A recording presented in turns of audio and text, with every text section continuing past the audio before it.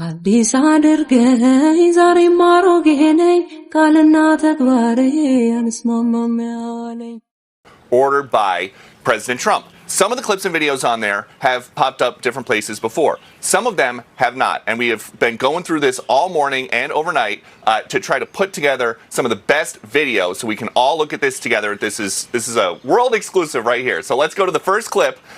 የእግዚአብሔር ሰላምታ ይለውላችሁ ሚድረስ እንዴት ናችሁ ወንድሞቼ? እኔ በጣም ደህና ነኝ። እግዚአብሔር የተመሰገነ ይሁን። ቅድስት ድንግል ማርያም ልጅ እንግዲህ ለብዙ ዓመታት ሲጠበቅ የነበረው የዚህ የዩኤፒ ወይንም አንአይደንቲፋይድ ፍላይንግ ኦብጀክትስ አጀንዳ ተለቋል። የምታዩት እንግዲህ በዩናይትድ አረብ ኤሚሬትስ ሰማይ ላይ በ2024 የታየ ያልታወቀ በራሪ አካል ብለው የለቀቁት ነው።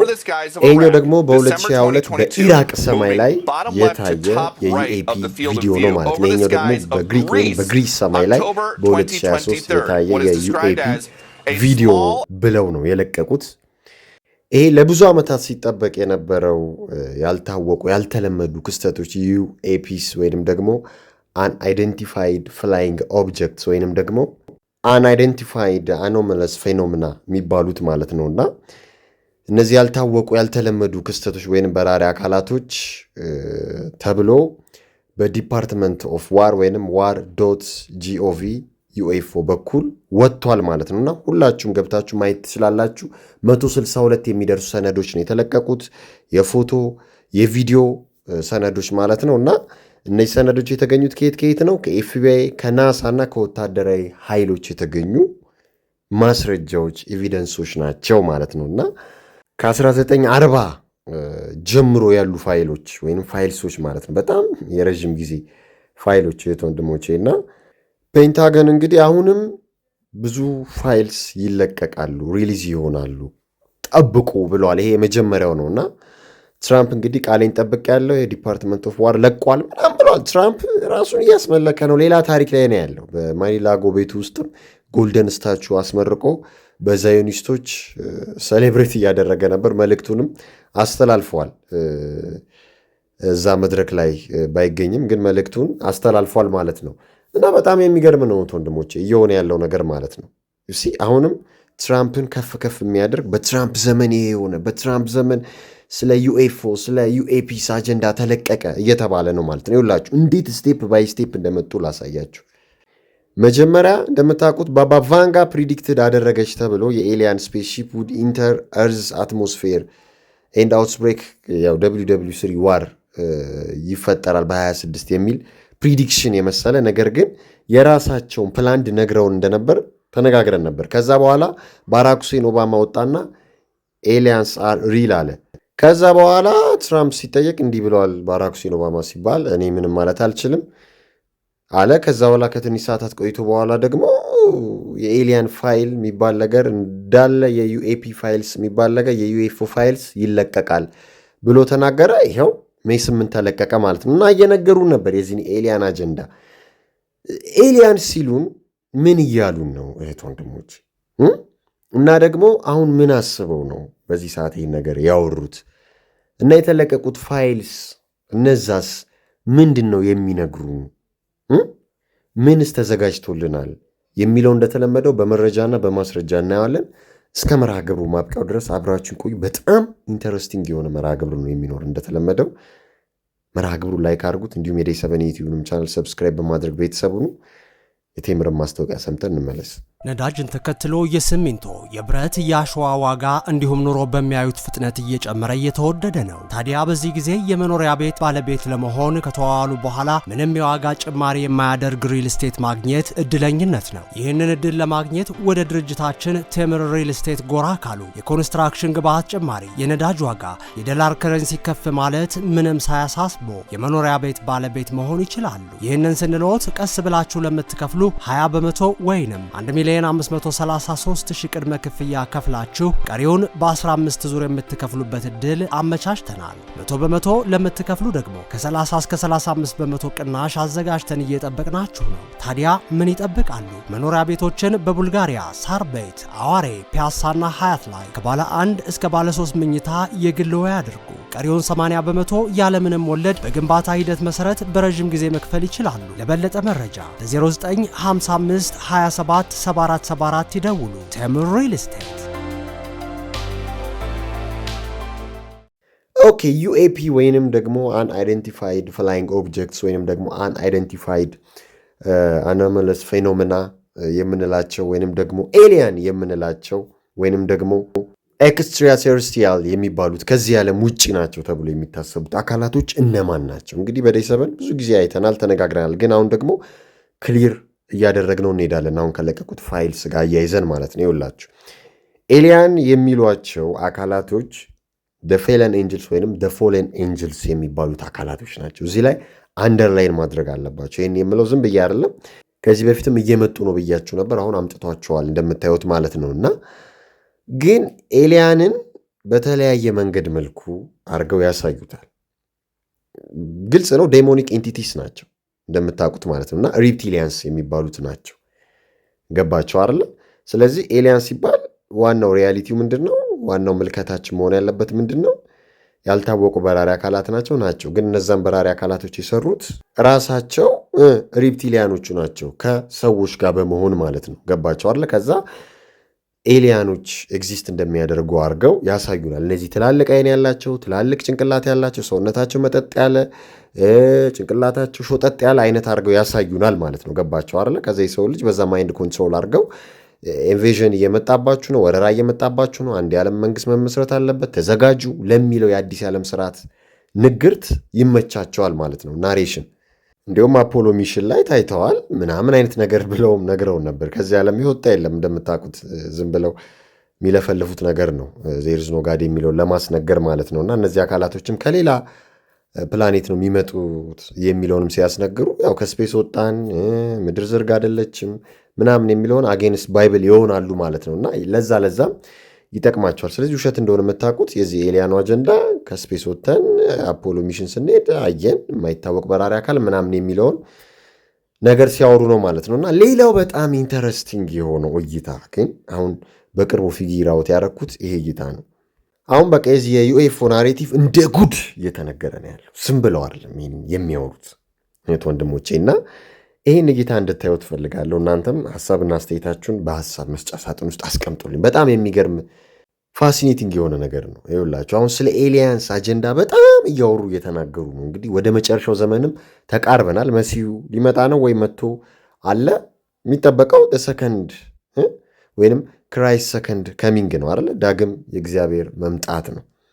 የአርማጌደን ጦርነት ነው። ታዲያ አሁን ምን አይነት እይታ መጣ መሰላችሁ? እንግዲህ ክራይስት ሰከንድ ከሚንግ ኢዝ አባውት ቱ ቢ ፍሬምድ አስ አን ኤሊያን ወይንም ዴሞኒክ ኢንቬዥን ኦፍ ኤርዝ ሁማኒቲ። ከዛስ መስት ፋይት አጌንስት ማለት ነው። ገባችሁ አይደል? አሁን የክርስቶስን ዳግም መምጣት የኤሊያን ኢንቬዥን አድርገው ሊጠቀሙት ይችላሉ። እነማ? ዲያብሎሳውያኑ ማለት ነው። ተረዳችሁ አይደል? የማይታወቁ በራሪ አካላቶች፣ የማይታወቁ ከሌላ ፕላኔት የመጡ የማይታወቁ ነገሮች ፋይት ሊያረጉን ነው፣ ኢንቬዥን ሊያረጉን ነው፣ ሊወሩን ነው እነዚህ የማይታወቁ አካላቶች። ስለዚህ መዘጋጀት አለብን የሚለውን ያስወራሉ። አሁን በደንብ ከኔ ጋር በጣም ወሳኝ ነገር እያወራው ስለሆነ ማለት ነው። ካዘጋጁ ከነገሩ በኋላ ሰው ደግሞ በዛ ሰዓት የሚታወር ነው። በማርክ ኦፍ ደ ቢስት የተጠመደ ነው። በአርቲፊሻል ኢንቴሊጀንስ የተያያዘ ማህበረሰብ ነው የሚበዛው በዛ ሰዓት።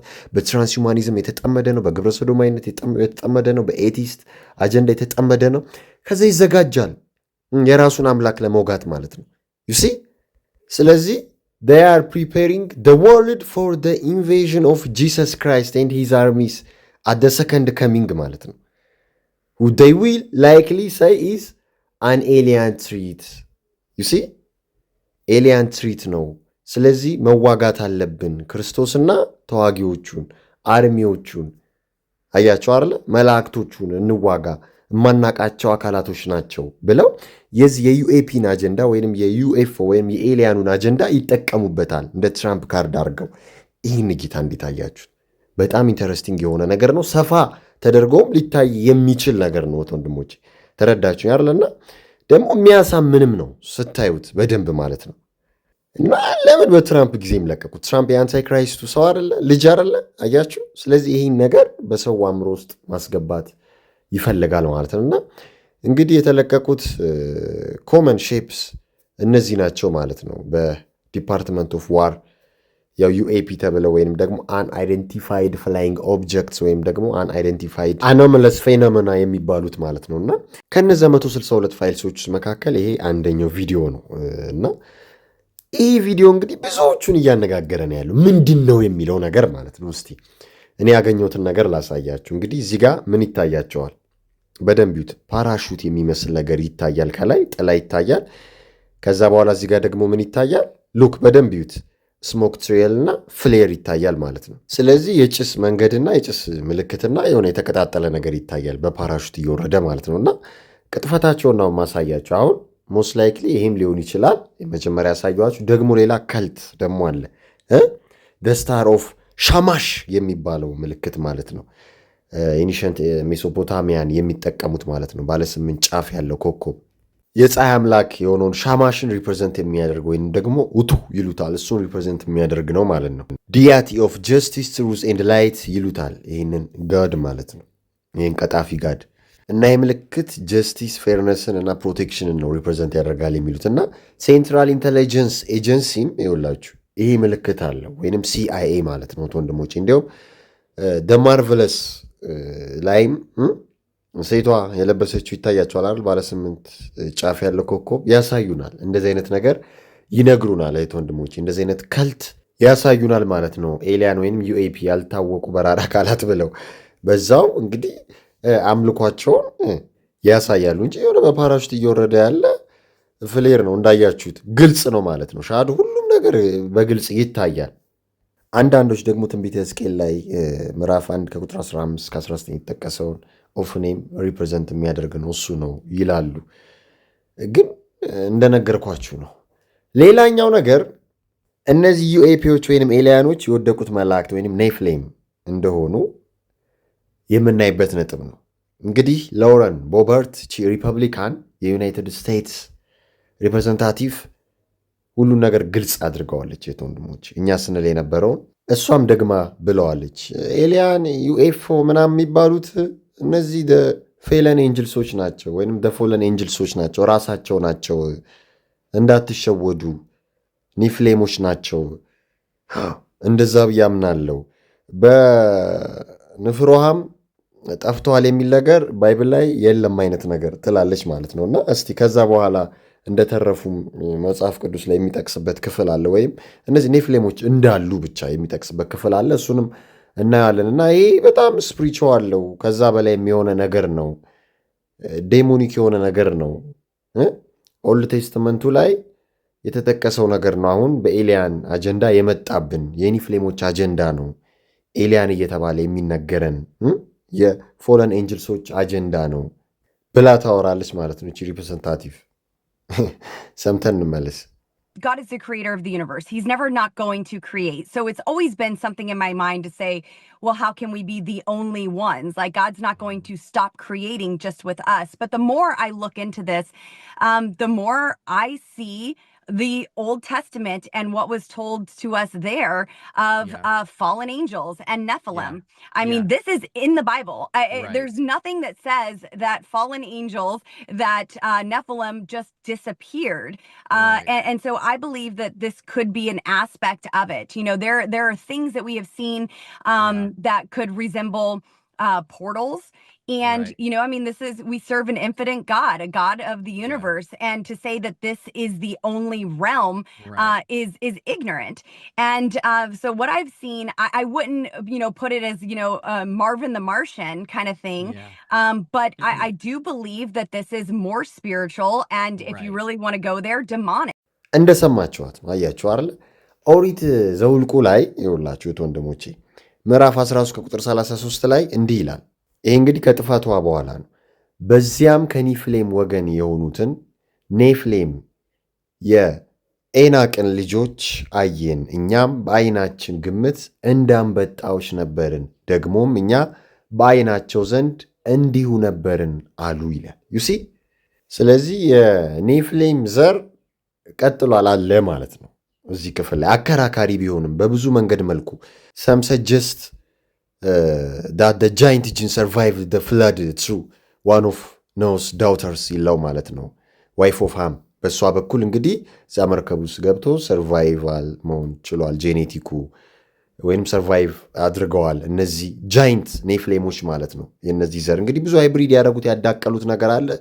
ስቲል አሁን ምድር ላይም እያየን ነው። አንዳንድ የማይዳቀሉ ነገሮች፣ አስፈሪ ፍጥረቶች ማለት ነውና ሪፕቲሊያንሶቹም ከነሱ ብለድ ላይን ዘር ሐረግ የሚመዘዝ ነው። አብሶ የዚህ የስኮቲሽ ብለድ ላይን የነ ኪዩን ኤልዛቤል የነ ኪንግ ቻርልስ ብለድ ላይ ናቸው። የነዚህ የሮያል ፋሚሊስ ብለድ ላይ ናቸው። ከዛም ይመጣ ነው። ስለዚህ ስለተረፉ የሆነ ነገር ስላለ እኮ ነው እንደዚህ የሚሆነው።